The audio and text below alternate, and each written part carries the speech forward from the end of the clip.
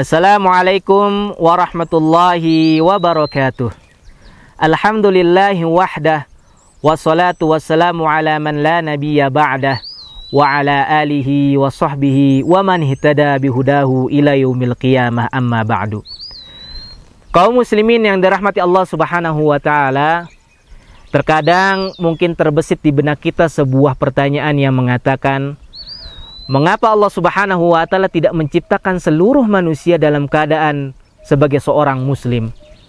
Mengapa Allah subhanahu wa ta'ala menciptakan manusia padahal dia tahu bahwa akan ada orang-orang yang akan kufur kepadanya? Maka perlu kita ketahui dan perlu kita perhatikan bahwa wajibnya kita beradab pada Allah subhanahu wa ta'ala. Karena sejatinya dia tidak akan pernah ditanya tentang apa yang dia lakukan kepada makhluknya, akan tetapi mereka lah yang akan ditanya oleh Allah subhanahu wa ta'ala. Sebagaimana yang Allah jelaskan di dalam surat Al-Anbiya ayat yang ke-23, Allah ta'ala berfirman, La yus'alu amma yaf'alu wa hum yus'alun. Allah subhanahu wa ta'ala tidak akan pernah ditanya tentang apa yang dia perbuat, akan tetapi mereka lah yang akan ditanya oleh Allah subhanahu wa ta'ala. Maka kita tidak boleh menghakimi terhadap setiap yang menjadi keputusannya. Kita tidak boleh menghalangi terhadap semua ketetapannya, dan kita tidak boleh bertanya tentang apa yang dia lakukan. Allah subhanahu wa ta'ala berfirman di dalam surat Ar-Ra'd ayat yang ke-41, kata Allah, Wallahu yahkumu la mu'aqqiba li hukmih wa huwa sari'ul hisab.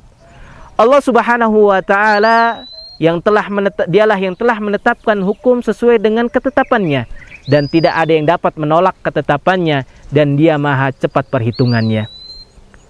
Setelah kita mengetahui bahwasannya kita wajib beradab pada Allah subhanahu wa ta'ala, maka kita juga wajib mengetahui bahwasanya Allah subhanahu wa ta'ala memberikan fitrah kepada manusia dan menciptakan mereka untuk beribadah hanya kepada Allah subhanahu wa ta'ala.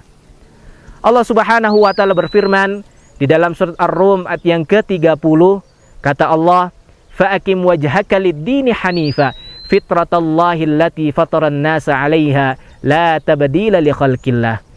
Maka hadapkanlah wajahmu yang lurus ke agama yang hanif, yaitu al-Islam, sesuai dengan fitrah yang Allah ciptakan manusia di atas fitrah tersebut. Tidak ada perubahan terhadap penciptaannya. Secara bahasa yang dimaksud dengan al-fitrah adalah al-khilqah, yaitu keadaan asal di mana manusia diciptakan. Karena pada asalnya manusia diciptakan adalah untuk beribadah kepada Allah subhanahu wa ta'ala. Sebagaimana yang Allah terangkan di dalam surat Az-Zariyat ayat yang ke-56, Allah ta'ala berfirman, Wa ma khalaqtul jinna wal insa illa liya'budun. Dan tidaklah aku ciptakan jin dan manusia melainkan agar mereka untuk beribadah kepadaku. Bahkan semenjak kita menjadi janin, kita telah mengambil persaksian bahwasanya Allah subhanahu wa ta'ala adalah Rabb satu-satunya yang harus disembah.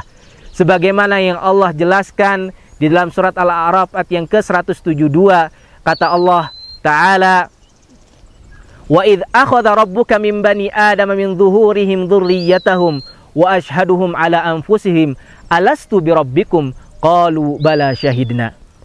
Dan ingatlah ketika Rabbmu mengeluarkan anak keturunan Adam dari tulang sulbi mereka dan mengambil persaksian kepada mereka dengan mengatakan, Alastu birabbikum, bukankah aku adalah Rabb kalian? Qalu bala syahidna. Mereka pun mengatakan, benar engkau adalah Rabb kami dan kami menjadi saksi. Allah subhanahu wa ta'ala menciptakan manusia dalam keadaan muslim. Dan setiap manusia yang terlahir ke dunia ini dalam keadaan muslim dan beragama Islam. Lantas bagaimana bisa ada orang-orang yang kufur kepada Allah subhanahu wa ta'ala? Hal yang demikian Allah jelaskan di dalam hadits qudsi yang diriwayatkan oleh Imam Muslim. Kata Allah subhanahu wa ta'ala, Inni khalaqtu ibadi hunafa'a kullahum. Sesungguhnya aku menciptakan seluruh hamba-hambaku dalam keadaan hunafa, dalam keadaan beragama Islam semuanya.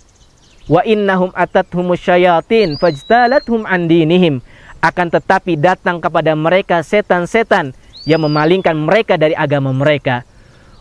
Wa harramat alaihim ma ahlaltu lahum, dan mereka mengharamkan apa yang telah aku halalkan kepada mereka. Wa amaratuhum ayyusyraku bi ma lam unzila bihi sultana, dan mereka setan-setan tersebut memerintahkan kepada manusia agar mereka menyekutukan aku dengan sesuatu yang tidak aku turunkan keterangannya. Kaum muslimin yang dirahmati Allah Subhanahu wa taala, bahwa ada faktor besar yang menyebabkan seseorang menjadi kufur kepada Allah Subhanahu wa taala. Faktor tersebut adalah pola asuh pendidikan dari kedua orang tuanya yang menyebabkan anak tersebut kufur kepada Allah Subhanahu wa taala. Sebagaimana yang Rasulullah sallallahu alaihi wasallam jelaskan di dalam sebuah hadis yang diriwayatkan oleh Imam Bukhari dan Imam Muslim, kata Rasulullah sallallahu alaihi wasallam, "Ma min mauludin yuladu 'alal fitrah fa'abawahu yuhawidanihi au yunassiranihi au yumajjisanihi."